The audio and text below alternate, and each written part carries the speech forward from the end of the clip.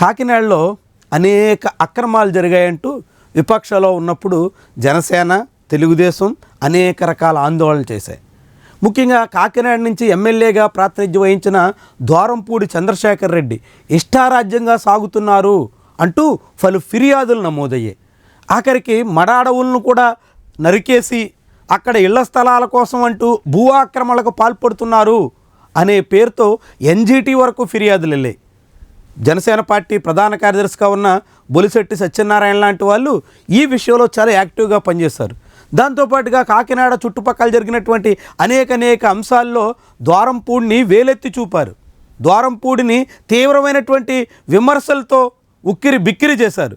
నేరుగా పవన్ కళ్యాణ్ అయితే ద్వారంపూడి సంగతి తేలుస్తాం అంటూ విమర్శించారు. కానీ ఏడాదిన్నర తర్వాత ఇప్పుడు ద్వారంపూడి మీద ఈ ప్రభుత్వం తీసుకున్న చర్యలేంటి? ద్వారంపూడిని ఏం చేశారు? ద్వారంపూడిని ఎందుకని ఏమీ చేయకుండా ఇదేచ్ఛగా చేతులెత్తేస్తున్నారు? ఏమనాలి దీన్ని? పైగా ఇప్పుడు 2021-22 కాలంలో మడ అడవుల ధ్వంసం నుంచి అరట్ల కట్ట దగ్గర జరిగినటువంటి అనేక అవకతవకల వరకు కాకినాడ నగరపాలక సంస్థ ఆధ్వర్యంలో జరిగినటువంటి తప్పులన్నింటికీ బాధ్యులంటూ కొంతమంది అధికారుల మీద చర్యలు తీసుకోవడానికి సిద్ధమయ్యారు. అప్పట్లో పనిచేసిన ఇన్ఛార్జ్ మున్సిపల్ కమిషనర్, ఇతర కొంతమంది అధికారులు వాళ్ళందరినీ దోషులుగా చేర్చి వాళ్ళ మీద చర్యలకు పూనుకుంటున్నారు. తాజాగా ప్రభుత్వం అందుకు అనుగుణంగా జీవో కూడా విడుదల చేసింది. కొంతమంది సాధారణ అధికారుల మీద చర్యలు తీసుకుని చేతులు దులుపుకునే ప్రయత్నంలో కూటమి సర్కారు ఉన్నట్టుగా కనిపిస్తోంది. ద్వారంపూడి సంగతి తేలుస్తాం, ద్వారంపూడి అంతు చూస్తాం అన్నట్టుగా స్టేట్మెంట్స్ ఇచ్చినటువంటి నాయకులు ఇప్పుడు ఏమయ్యారు? అప్పుడు అంతగా ద్వారంపూడి మీద కాలు దూగినటువంటి వాళ్ళు ఇప్పుడెందుకు కిమ్మనడం లేదు?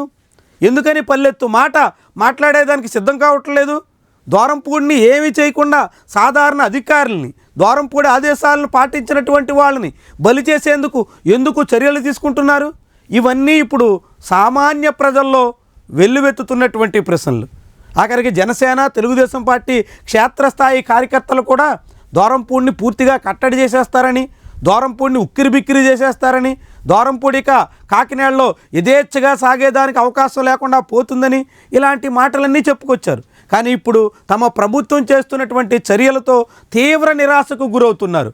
ద్వారంపూడి కారణంగా కేసుల్లో ఇరుక్కున్న జనసేన నేతలు కూడా ఇప్పుడు సతమతమవుతున్నారు. ద్వారంపూడి ఇంటి మీద దాడికి పూనుకున్నారు అనే పేరుతో ఇప్పుడున్న మంత్రి కందుల దుర్గేష్ సహా అనేక మంది మీద నమోదైన కేసుల కోసం ఇప్పటికీ జనసేన నేతలు కోర్టుల చుట్టూ తిరుగుతున్నారు. ద్వారంపూడి మీద మాత్రం ఎటువంటి చర్యలు లేకుండా ఆయన మళ్ళీ యథావిధిగా తన వ్యవహారాలు చక్కబెట్టుకునే దానికి తగ్గట్టుగా ప్రభుత్వం సహకరిస్తున్నట్టు కనిపిస్తోంది. అప్పట్లో జగన్మోహన్ రెడ్డి హయాంలో డిఫాక్టో సీఎం అన్నట్టుగా ద్వారంపూడిని విమర్శించినటువంటి నేతలు ఇప్పుడు అంతకు మించి దందాలకు పాల్పడుతూ ద్వారంపూడి జోలికి పోయేదానికి కూడా సిద్ధం కావలేకపోతున్నారు అనే మాట వినిపిస్తోంది.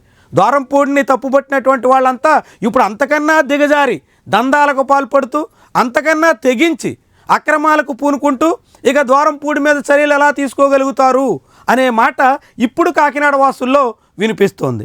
మరి ద్వారంపూడి జోలికి వెళ్ళడానికి అదే భయమా?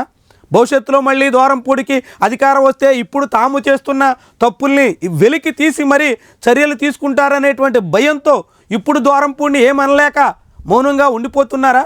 ద్వారంపూడిని ఏమీ చేయలేక కేవలం కింద స్థాయి సాధారణ ఉద్యోగులను బలి చేసి చేతులు దులుపుకునే ప్రయత్నంలో ఉన్నారా అనే అనుమానం అందరిలో కలుగుతోంది.